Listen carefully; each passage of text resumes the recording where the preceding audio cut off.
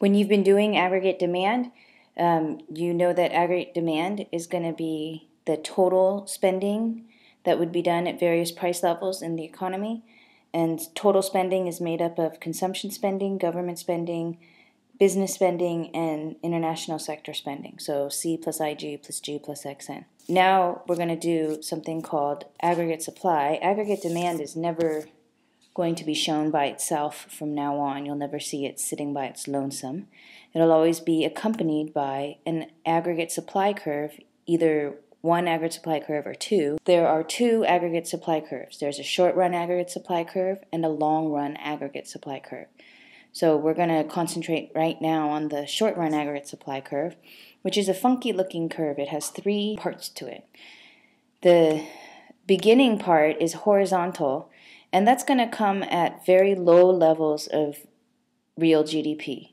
Very, very low levels of real GDP, like depression-style economies in which lots and lots of people are out of work, unemployed, and that's why there's so little real GDP being made. If we were operating at a very low level of real GDP and a business wanted to increase their output, then they could just stick their head out their door of their business and say to all the unemployed people sitting on the curb and so forth, hey, who wants a job? Who wants to come to work since we want to increase our output? And you'd have a ton of people saying, oh, me, pick me, pick me. And once you got the person into the workplace, you could say, okay, I pay my workers $10 an hour and I'll pay you the same. And the person is going to be so happy to have that job because there's so much unemployment that they're going to accept whatever wages you already pay your other workers. So businesses can make more output by hiring more people without giving those additional people raises.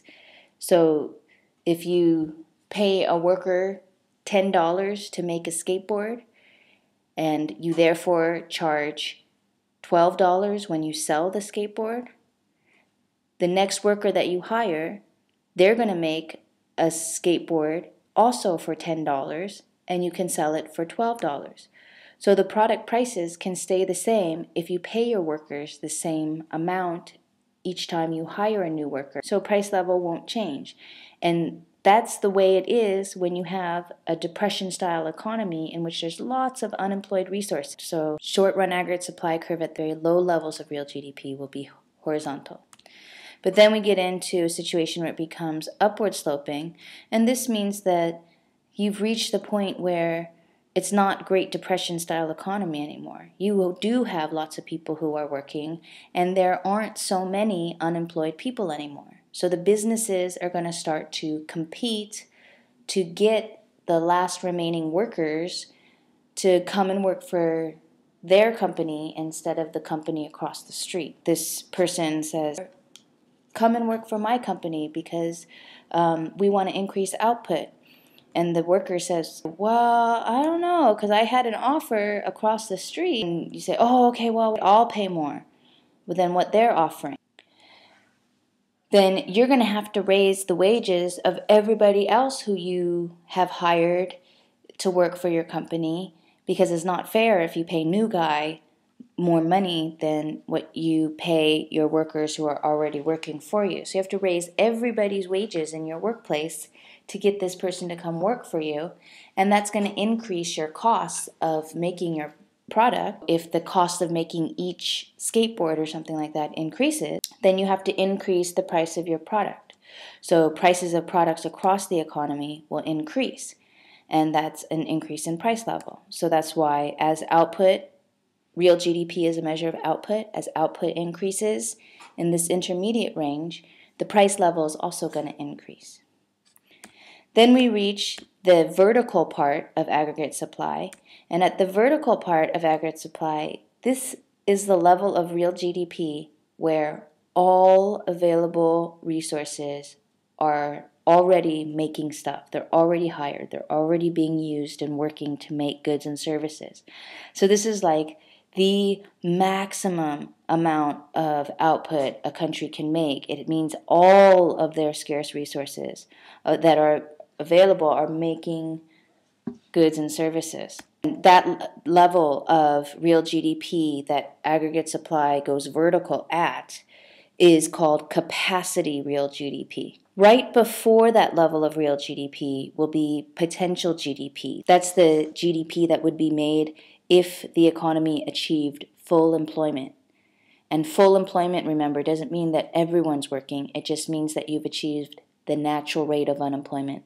So there's no cyclical unemployment, but there's still frictional and structural unemployment.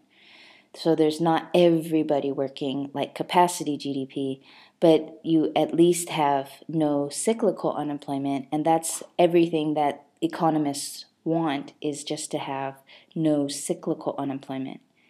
If you can achieve that, then you will make potential GDP, and that level of GDP is just less than capacity GDP. In the vertical range, it goes vertical because if there's pressure in the economy to make more goods and services, then more goods and services can't be made. You're already making the maximum amount, but the businesses wanting to increase their individual businesses' output, they will start to try to steal resources away from other businesses and say, oh, I know you work for business A, but come work for business B because business B is going to give you more pay. And if business A wants to keep their workers, then they're going to have to offer them pay raises. And wherever the worker ends up working, they're going to make a skateboard in business A or they're going to make a skateboard in business B. It's not going to increase total output of the economy, but because the companies are fighting over that worker, it will increase product prices. And so that's why as they get higher and higher wages, you're not going to increase output. It just drives the price level up.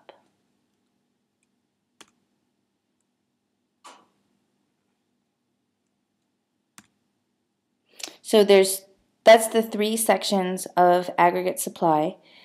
But most economies don't operate in the horizontal range, nor do they operate in the vertical range. Those are very strange, very rare situations where you would be working at either of those points. So usually they don't draw those in. And so the aggregate supply curve, you'll usually see it as just the intermediate range because that's where normal economies tend to operate, is somewhere in the intermediate range. For this unit, you need to draw all three parts. So you have to draw yours like this for this unit, just so that I know that you understand there's three parts to short run aggregate supply. But later on, you'll see questions that have just this intermediate section.